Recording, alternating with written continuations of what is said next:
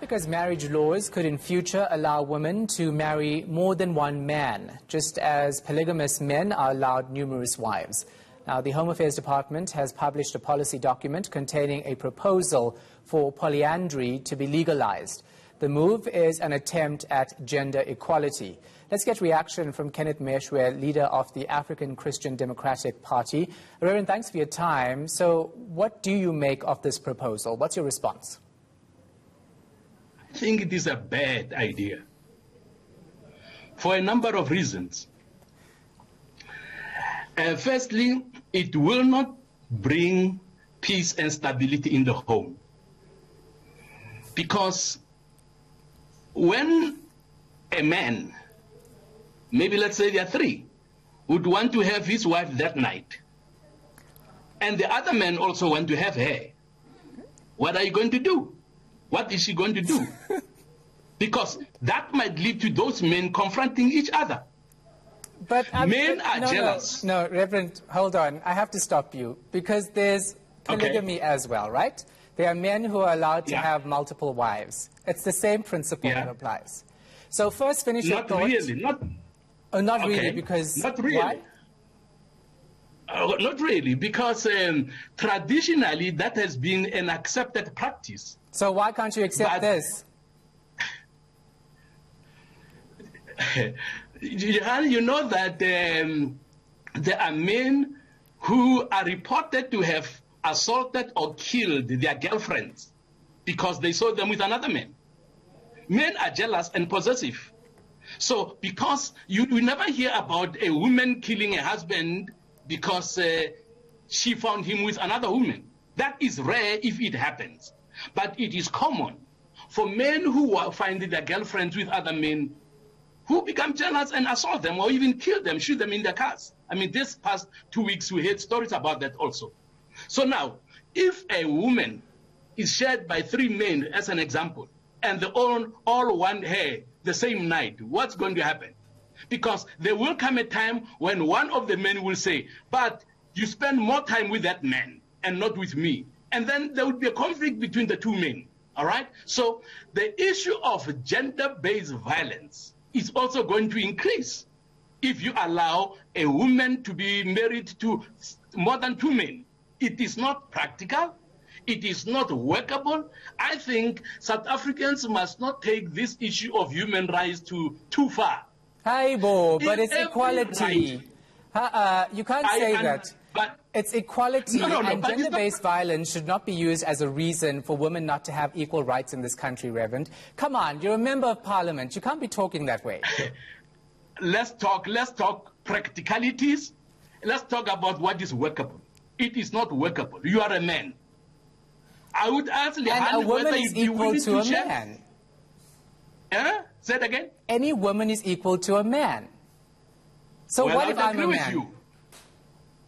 Okay, if you are a man and you and other two men share your wife, share a woman, and you want that woman that night, and she's not available because she is with another man, what's going to happen to you?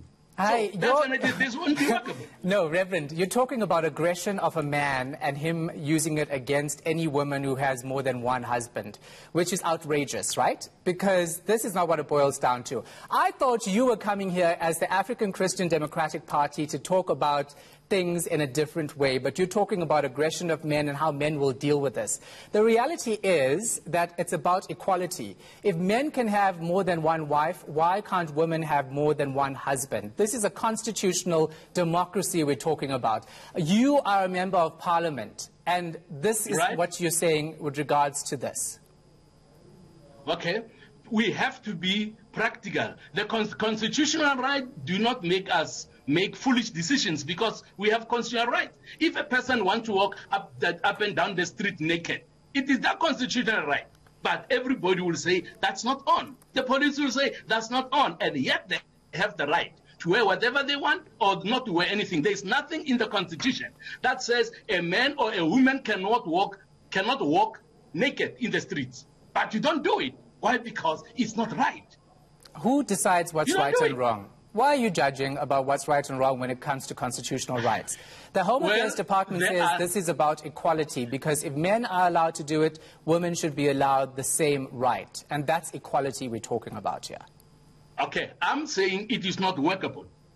You are going to cause trouble. If people would want to use constitutional provisions to cause chaos, to cause instability, then we must speak out. And I'm saying this thing's not workable. You know, I've been asking both men and women before you came on the show. I've been asking them, would you be willing as a man, well, as a woman, to have more than one man? And they said, no, it don't work. If they all want me one night, what am I going to do? So we need to be realistic, Liana. We have to be realistic. No, I fully disagree with you, because you are trivializing a very important matter. You're talking about men who are going to fight over when they're going to be with a woman. And we're talking about equality. You're also talking about gender-based violence here.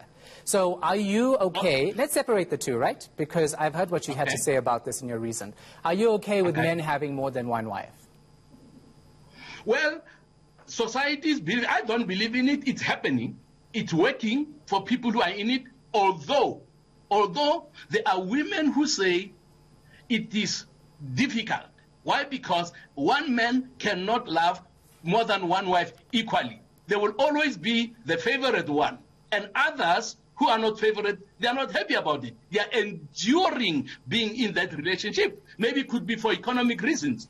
Those that who were raised in such a situation and those that are in it, they will tell you, Leon, that that man does not love us equally. Maybe he favors me, but others are complaining. The fact is, we as men were made to love one wife. If you have more, then you cannot love them equally. That's a fact. Now, you see, that's what I expected you to say in the beginning. So let's see if you can open up your mind to the proposal that's coming from government on this regard, from the Home Affairs Department, and from women in this country who say that they should have a right to choose whether they want more than one husband, because men have that same right in this country. You know, when you know that a person has the right to do something that you know will not work, if you are reasonable, you must warn them. If you are reasonable. So we have to be reasonable while we understand equality. While we understand that we are all equal before the law, we all have the same rights, we understand that. But we still have to answer the question. If I apply this right, is it going to strengthen family relationships, or is it going to cause problems? So I would say you spoke about aggression, okay? If men are aggressive and are not accepting sharing their girlfriends or wives with another man, then let's work on the men first. And yes, you should work on the men. We need to work on the men. We do need to work on men and how they treat women in this country. That's the basics of it, right? And also, if a man is okay with his wife having multiple husbands, then what's the problem? Why are you coming here with this aggression talk? I think let's find that man and let's talk to that man, because right now we are speculating, but from what we know and cultures, because if we're talking about African cultures, somewhere they accept this, they don't frown on it, they don't say wrong, then I would say we are talking. But now there is no culture I know of on the African continent. I can't speak about the world because I've not been in all parts of the world, but on the African continent. Yeah. It definitely will be frowned upon, and people will say, that's not on. Both men and women are saying, that's not on. Well, who cares? Who cares if it's frowned upon? If it's an equal right, who cares? Because once you care about people who are into this nonsense of trying to justify gender-based violence and who judge and who think that women are not equal to them, when you give them that platform and care about what they think about this, we are defeating the very purpose of our constitutional democracy, right? Because you're giving them power to think that this is wrong, and they shouldn't have the power. You know, there are some things that over the years have been happening that government is failing to change, that the constitution is failing to change. And one of them is that some men, when they are drunk, they become unreasonable. And sometimes drunkenness of the frame of mind has been considered when sentences are imposed, has been considered. So when you have this woman with 3 men, one of them comes drunk, hey, I want my wife, and the wife is somebody else, what's going to happen? I'm not going to answer your question. I'm not even going to try to justify your question with an answer. I want to find out then, would you have any opposition to men having multiple wives if it was going to be introduced now, like you have with women having multiple husbands? Would you have had that opposition? No, it's the other way around. The other way around. Men already have the right to have many wives. Yes, I'm saying culturally, that if that was introduced now, because right now we're talking about women having multiple husbands, right? But I'm saying if men weren't allowed previously and government was talking about allowing men now, would you have the same opposition to it as you do with polyandry? I would. I definitely would, because I know the problems that comes as a result of polygamy, as a result of a man loving one woman more than the others. Now, when it comes to men, to women, people do talk about the first wife, the second wife, the third wife, okay? They talk about that. Now, when it comes to men, imagine a man being told you are the third man. What's going to do that to his confidence? This is not workable. Leander, this is definitely not workable. Ego and confidence of a man, I don't know how you're trying to justify this argument when it comes, it really boils down to equality. Reverend Kenneth Meshoe, thank you so much for your time. We appreciate it.